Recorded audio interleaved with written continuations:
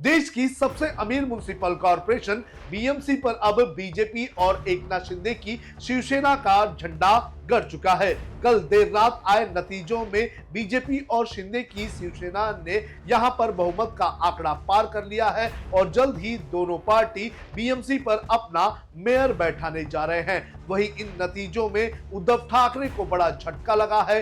30 साल से उद्धव ठाकरे का बीएमसी पर कब्जा था, लेकिन कल आए नतीजों में उन्हें झटका लगा और उनकी सत्ता चली गई। जिस तरह से चुनाव के नतीजे आए हैं, उसके बाद उद्धव ठाकरे, राज ठाकरे, संजय राउत ने क्या कहा है और साथ ही साथ एकनाथ शिंदे किस तरह से होटल पॉलिटिक्स में लग चुके हैं, इसकी पूरी जानकारी आपको इस वीडियो में देंगे।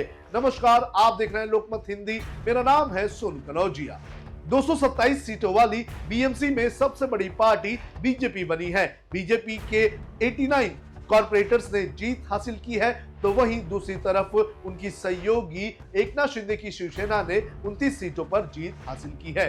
वहीं अगर बात करें उद्धव ठाकरे की, तो उद्धव ठाकरे ने 65 और राज ठाकरे की पार्टी ने 6 सीटों पर जीत हासिल की है। कांग्रेस ने भी 24 सीटों पर जीत हासिल की है, तो वहीं एआईएमआईएम ने भी 8 सीटों पर जीत हासिल की है। लेकिन जब चुनाव के नतीजे आए तो सबसे बड़ा झटका उद्धव ठाकरे और राज ठाकरे को लगा। इन नतीजों को लेकर उद्धव ठाकरे की तरफ से एक सोशल मीडिया पर पोस्ट की गई। उस पोस्ट में उन्होंने क्या लिखा, ये मैं आपको एक एक करके बताता हूं। उद्धव ठाकरे ने इस पोस्ट में लिखा कि ये लड़ाई अभी खत्म नहीं हुई है। मराठी मानुस को जब तक उसका सही सम्मान नहीं मिलेगा, तब तक ऐसी लड़ाई जारी रहेगी। और इस पोस्ट के साथ बाला साहेब ठाकरे की तस्वीर भी लगाई गई है। वहीं राज ठाकरे ने एक सोशल मीडिया पोस्ट के जरिए क्या कहा है उनकी जनता से, यह आपको एक एक करके बताते हैं। राज ठाकरे ने लिखा कि सर्वप्रथम महाराष्ट्र नवनिर्माण सेना और शिवसेना के सभी नवनिर्वाचित पार्षदों को मेरी हार्दिक बधाई। इस बार का चुनाव आसान नहीं था। ये धन और सत्ता की शक्ति बनाम शिवसेना की शक्ति की लड़ाई थी, लेकिन ऐसे संघर्ष में दोनों दलों के कार्यकर्ताओं ने जमकर मुकाबला किया।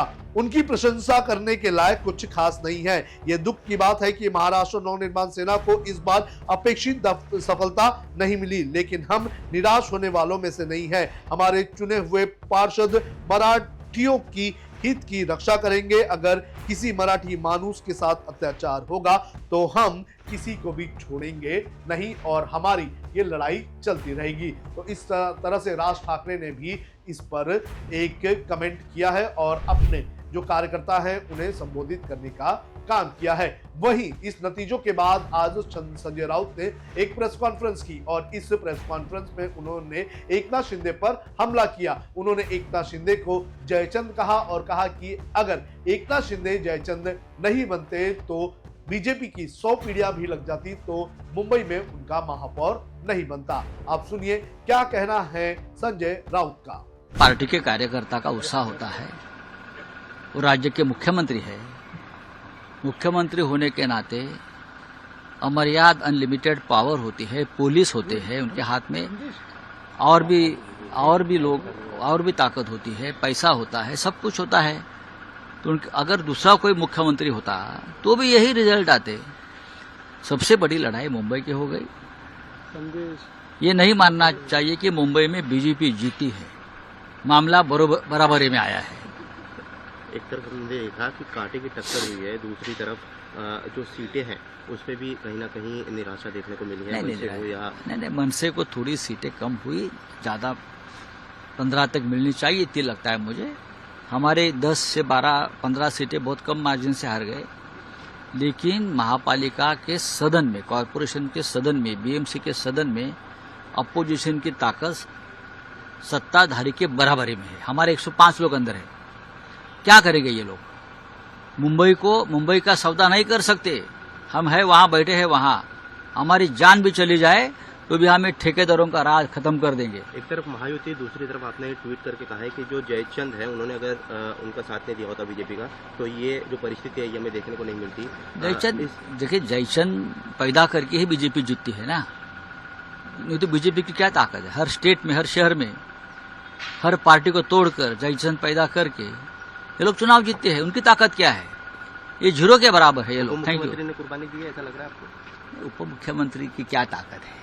जब तक सत्ता में बैठे हैं तब तक उनको लोग सलाम करेंगे।